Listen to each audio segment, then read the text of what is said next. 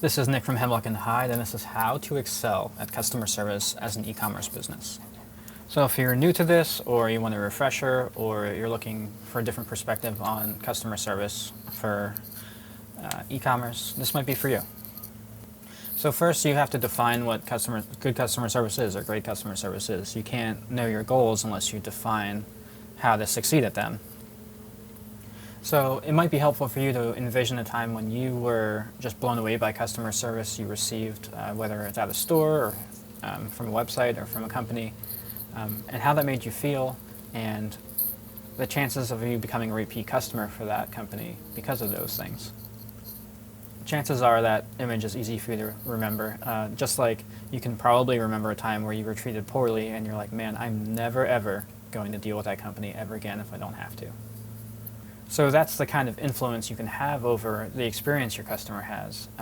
And you can set yourself up to be successful and to get repeat customers and to just have a generally much better environment for yourself, because you don't want to be dealing with problems all day long the same way your customer doesn't.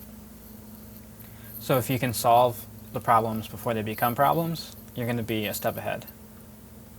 And you'll find if you open your ears that customers really just want to be heard. If something goes wrong, they want you to know how it affected them, and they also want to know that it's going to be solved in the future.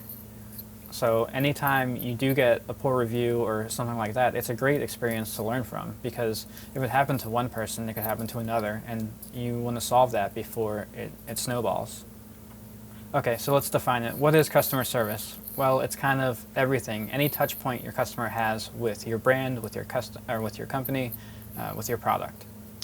So that's branding. That could be your boxes, your postcards, your business cards, your email campaigns, your shipping notifications, how fast your shipping is, how long it takes you to respond to DMs, to emails, how they interact with you on their social media. It's the tone of voice in your conversations through DM. I bet everyone can remember a time when they were on a DM or a phone call with, a telephone company, and you're just frustrated because of how laggy it is, how how formal it felt, how inhuman it felt, and it didn't make you feel good. So it's your job to instill a little systems in all of these things, so you don't have to think about it, and it just becomes a part of your company, your brand, and what you do. So to me, above everything else, rule number one is always respond to customers, no matter where they're trying to reach out to you. And part of that to me is letting your customers know what the best way to get in contact with you is. Do you like to be text? Do you like DMs? Do you like email? Whatever works best for you, that'll create the best experience for everybody. So why not just let them know that? For example, on our contact page, we have email, a contact thing you can fill out, and our phone number. And on our phone number it says text us, because if we're working in the shop and we have loud machinery on, we're not going to be able to have a full conversation that way. But if you text us, just like anything else, we can get to it as soon as we can.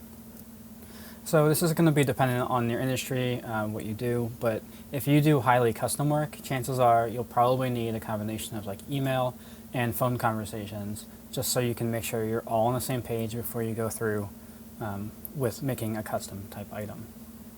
And if you sell a super high-end item or a luxury item, your strategy might be different than selling something that's super commodity.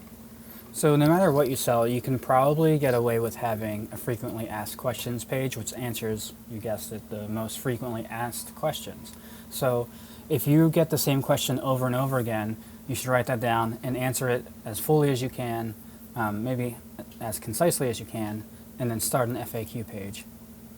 Maybe put the top 5 to 10 questions you commonly get and just answer them right there.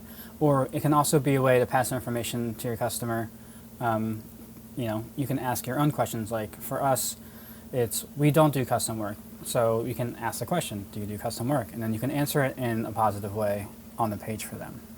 So you do want to be careful. All the information on your website and socials is additional resources. So when someone reaches out to you through DM, email, whatever, they should get a response in the same way. And it's easy just to point them to an FAQ, but I think you should answer them in the moment as easily as you can, because you're going to make them feel much better about that interaction than just going, hey, it's right there. And that can feel frustrating if you're continuing to answer the same questions over and over again, but that can also be an indication that you're not messaging your marketing is not set up properly, and you're not messaging correctly. I think the other side of this, having worked in retail myself, you have to just assume people are coming at you from a positive and a happy frame of mind. You can't just assume the worst, like everyone's trying to get one over on you, because you'll drive yourself insane. And it can be really distressing when you have a bad interaction. So try to make them all as positive as you can, and you can't control the other person, right? So you have to control how you respond. And that doesn't mean you have to deal with people who are being disrespectful to you. One of the freedoms of having your own business is you can fire your customers. You can say, you know what, I've tried my best with this, and it doesn't sound like we are going to agree, and we're not going to be able to meet, so I think you need to find somewhere else to do business.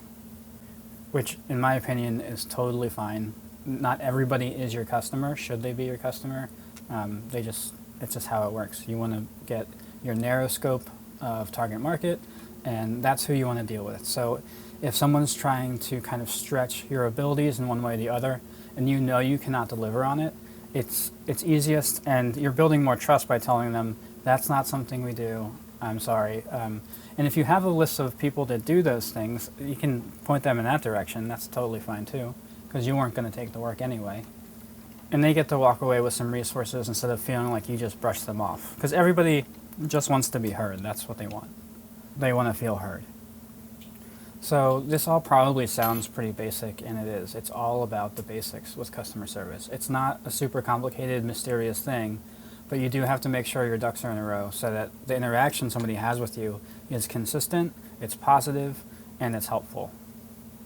I've seen some companies use AI and like ChatGPT for scripts and stuff, and I think the hard part about that is, at least in my mind, every time I get something like that that feels unreal or fake, it turns me off, and I'm not interested in dealing with that company. That's just how I feel. I want to interact with a human. I want to know that someone is looking out for my best interest, or I want to know that I can talk to somebody if I need to. And I think it's pretty low effort to just put a script out there and say, dear so-and-so, blah, blah, blah, blah, blah, blah. That's also probably not going to gain you any customers, unless you're really, really good at manipulating like a ChatGPT. So one of the things that helps me and that I do while I'm interacting with customers is I always try to think of them as like, this is my friends. This is somebody I want to help. I want to come from a position of wanting to help this person.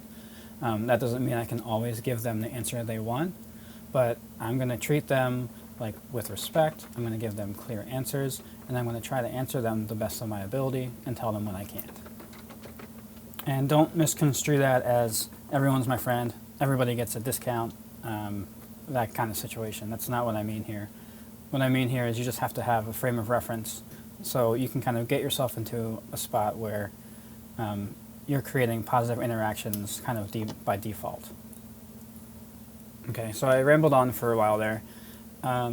Customer service can absolutely set your small business apart because bigger companies they don't invest the same amount of time and effort into it, and like handwritten notes go a long way, that type of thing. Like things that are just so human and obviously human, and let the customer know that you care and appreciated their interaction and appreciated the purchase.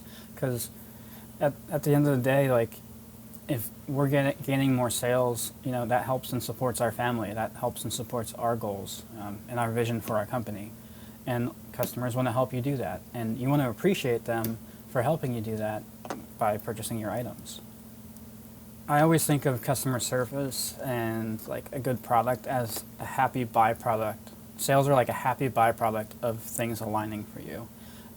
You shouldn't just be chasing dollars. If you're doing that, you won't be successful. But if you're chasing a vision, if you're chasing helping people, that's when you're going to find success, like by accident. Or not by accident, but like it's going to be a second-hand or a byproduct of your efforts in the system that you've created to add value. Think of your customer service as like your ears for your business. So every bit of information you get from your customers that way is a way for you to help direct part of what your business is doing, maybe solve a problem, or maybe even be a design idea for a product.